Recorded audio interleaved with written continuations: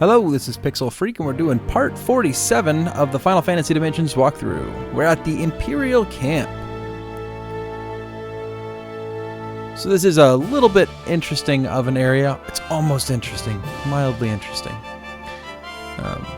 I found that the caves and the different little areas that you go into, little dungeons, they get a little monotonous in this game, and I think the problem is they packed so much into the game, and you kind of cruise through it so quickly that it gets a little bit repetitive. This one's a little bit different, I guess. Mostly because of this particular scene here. So you're going through a couple fights here. Very generic fights, very easy. Cruise right through them. And at that point, once you're done with those fights, you're going to run out. And the enemies will kind of give chase.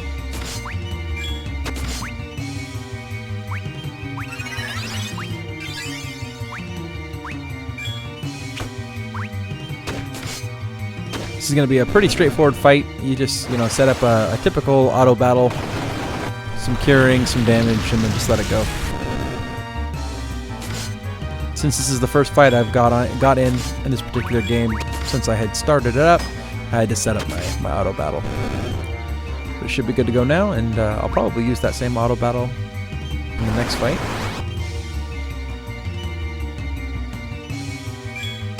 So you can choose here if you'd like to switch your rows. A lot of times when they're easy fights, I just won't switch the rows. It's not worth it to take the time to do that. I'll just leave the auto battle on and go. Except for I'm not actually doing the auto battle. That's interesting.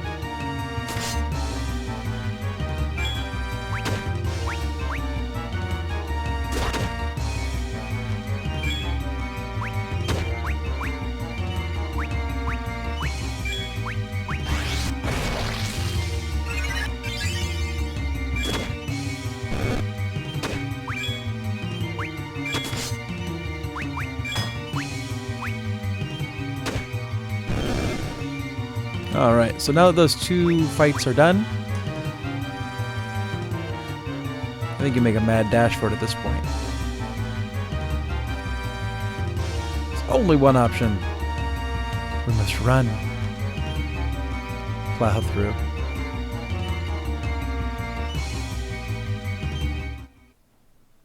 Oh, come on. I could have taken all of them. So once you get back to this kind of safe area, you realize that Diana's gone. She didn't make it. Diana got captured. So there's a little piece of story here where the existing teammates kind of go back and forth on what to do next, and Glaive kind of tells everybody to F off, and then he just takes off after her alone. So at this point in time, hopefully you have Glaive set up so that he can be a self-sufficient character. If he's a white mage or any other strictly support character, you might have a little bit of a difficult time here because you're going to need a little bit of offense. Now you can run from the battles going forward from here because you're going to be Glaive on his own for a little while. If you have him as a white mage, I would highly suggest switching him to something else, at least for the time being. It's going to make it additionally difficult because you're going to be low on job levels more than likely. But for me, he's a monk, and he's a pretty high-level monk. That pot there at the bottom, that's actually an HP MP refiller, so make sure you grab that if you need it. But anyways, I'm a pretty high-level monk, and so I didn't really have any issue here. As I got into the fights, I just kind of cruised through them. It wasn't that big of a deal at all.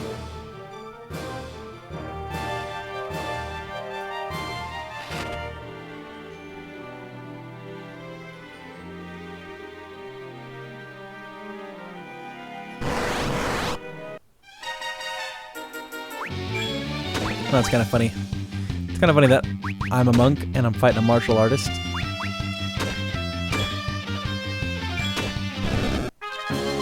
So yeah, pretty easy fights. So heal up before you fight this guy. You are going to get your ass kicked for a little bit. This is one of those fights where they beat you down a little bit before they rescue you or step in with a story element, I guess.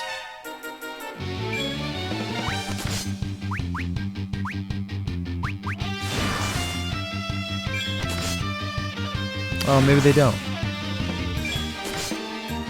There you go. You do. They knock you down. So Diana heals you, and then out of nowhere, Glaive. The mask. So now you're a duo, and you're going to run this duo for the next little while of this part of the forest. I didn't catch it. I thought Diana healed him, but then the mask showed up. So I wonder if it was the mask that healed him or Diana. I thought it was Diana. Anyways, the mask is now on your team, at least as a temporary character, until you get a little ways further in the forest, in the Imperial camp. So there are a lot of good items to pick up in this base, so make sure you get all the items. I think I get them all. I'm not 100%.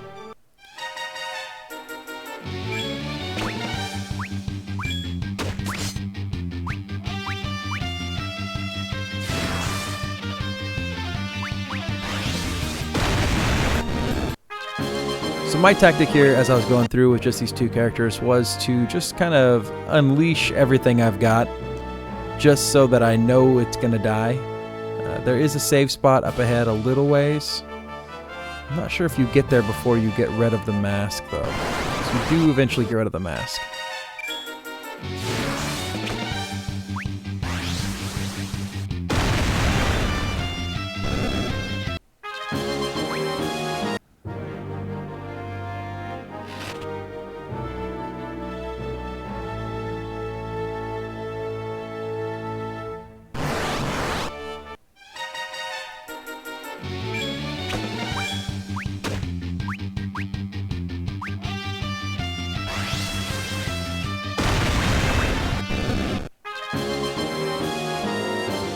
Luckily, the mask has quite a big array of different spells, so it's pretty easy to walk through this part because he/she does just tons of damage.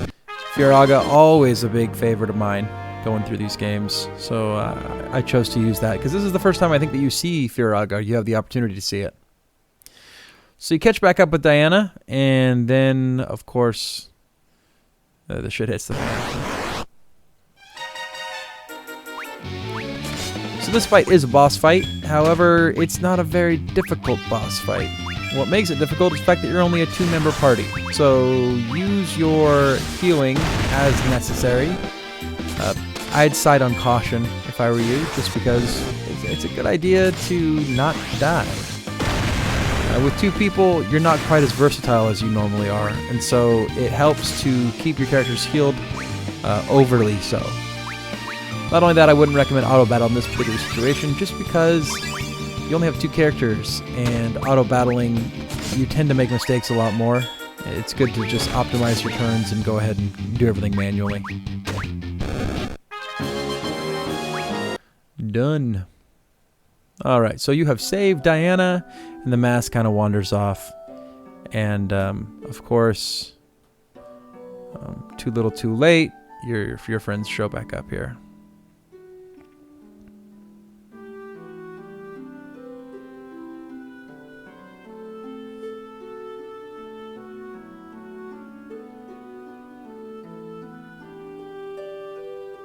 So of course here they're trying to build some kind of a personal relationship between Glaive and Diana.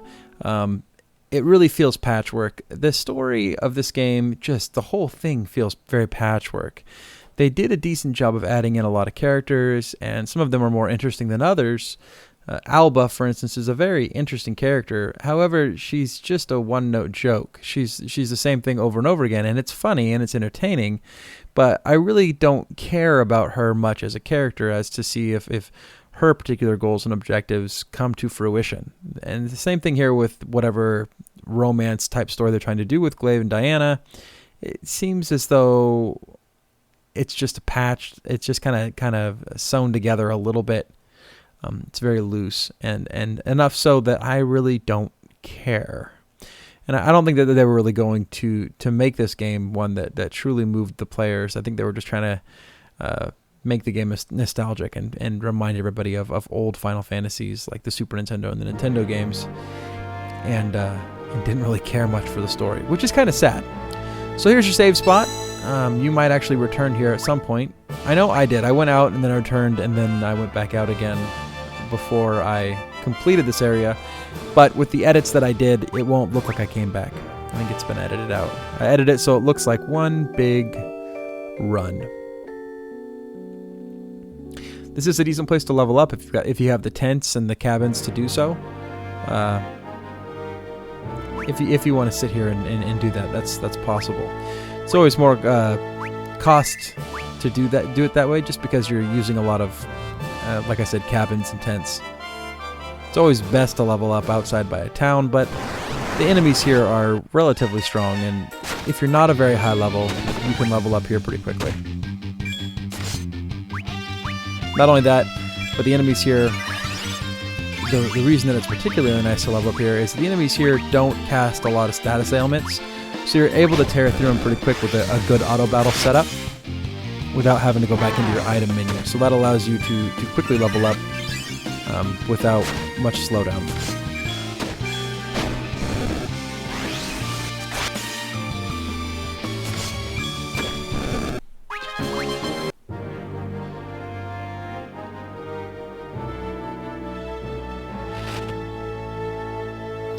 There's so much equipment in this area. I mean, if you want to stop and equip every little piece as you go, feel free. But I would recommend just waiting until you're most of the way through this Imperial camp before you stop and equip everything on your guys. And the reason for that is just waste so much time to keep going into the menu over and over and over. And a lot of times, equipment that you pick up, you don't even know what slot it is. You don't know who it's for. So it's good to just kind of go through and check everything out all at once.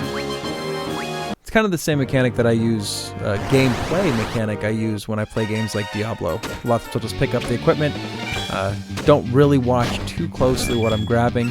I'll just wait until my inventory is mostly full, and then I'll go back and look at it, you know, a piece at a time, and rebalance my equipment as I go to the store or something like that. With Final Fantasy games, it's the same. And I have gotten some comments in the past of, oh my god, why didn't you equip that sword?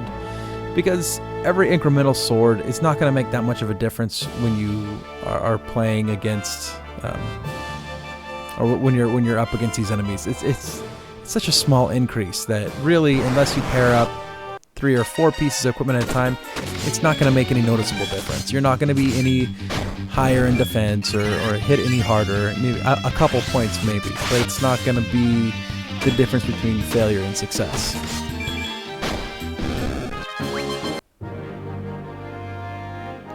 So coming up here, I have a really interesting edit that I definitely need to make a comment on. There's a part where you see a treasure box that's closed, and then all of a sudden you see it open, and then all of a sudden you see it closed again.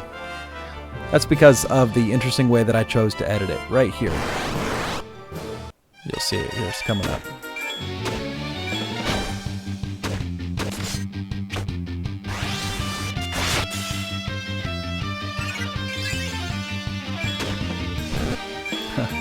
So I have the touches are registering. This is me messing around on the screen. So in a lot of my demos, I like to turn the touches on in the developer options, just so you can see where I'm hitting the screen. Clearly I had done that in this game, and I was just messing around, tapping on the screen. Oop, went the wrong way. So you want to go left here to start. You'll see that treasure box on the right. Oh, look, it's magically opened. And then all of a sudden it'll magically close. Watch. This is going to be awesome. And it's magically closed. They're both closed. It's the right order to get them on. Get the left one first, then get the right one, and then on your way you go. For some odd reason I did it in the wrong order, and I think that was when I went back to the save spot as well. So just know what order you're supposed to go in, and then continue on your way.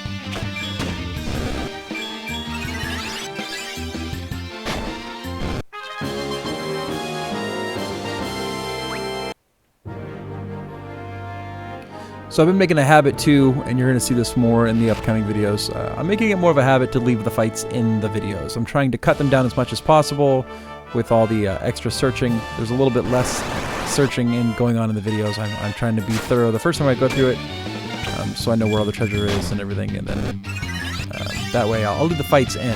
The reason I want to do that is because cutting out all these fights, oh my god, editing these videos is a nightmare. Just because I want to make sure that I get the most direct path through the dungeons, and so that I'm kind of demonstrating that, which is what classifies this technically as a walkthrough, rather than just being a playthrough where I'm just kind of going through, don't really care what I pick up. This is more of a trying to pick everything up in the game that I can. But yeah, editing these things, it's why this video has taken 4 months. This series has taken 4 months to do. I think I'm 4, maybe even 5 months in at this point. It's just that the problem is finding time to play, and then a lot of time is spent editing the video together. Probably an equal amount of time is spent editing the video together that the video actually runs, and then I have to run through it again to overdub the audio. I really wish I could do the audio live, but unfortunately, because I'm editing so heavily the video to make it a really true walkthrough, it's just taking. I have to do the audio additionally, or on top of it. So really, I'm running through it like 3-4 times before any video comes out. It just takes forever. To add insult to injury, I don't think, but maybe one of my videos has gotten over 1,000 hits. Almost all of them are in the 500 or maybe 700 or less, something like that, hits. So this series is not doing super well, but I don't really care because I'm doing it because I wanted to play the game and I wanted to document my play through the game as I'm picking up everything.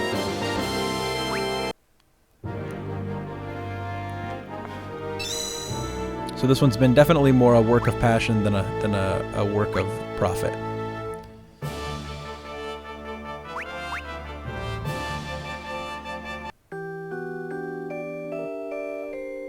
I'd say that's probably been the most interesting thing about doing YouTube videos to date, is that it's really difficult to figure out which ones are going to be the popular videos and which ones aren't.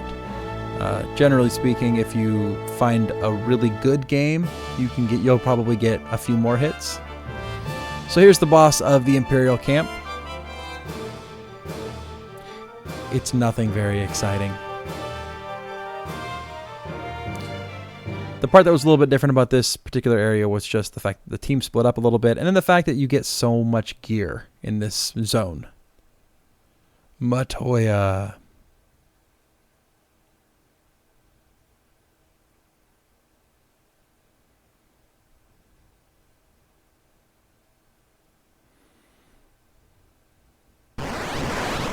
Anyways, so yeah, it's interesting to see which videos on my channel do better than others. And it seems as though most people really like the reviews, and most people want the reviews to stick around. Unfortunately, the reviews, they only ever get about 1,000 or so hits, depending on some games I get ranked up real well, and some games some of the videos go viral a little bit more, and then I'll get a few thousand. And those are the ones I find are very successful, but they're very difficult to predict.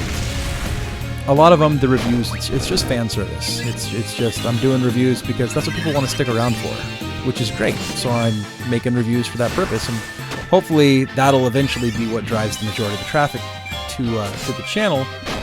But for right now, the majority of the traffic for this channel is coming from walkthroughs. And I have gotten some feedback from some people say, stop doing walkthroughs, just do reviews.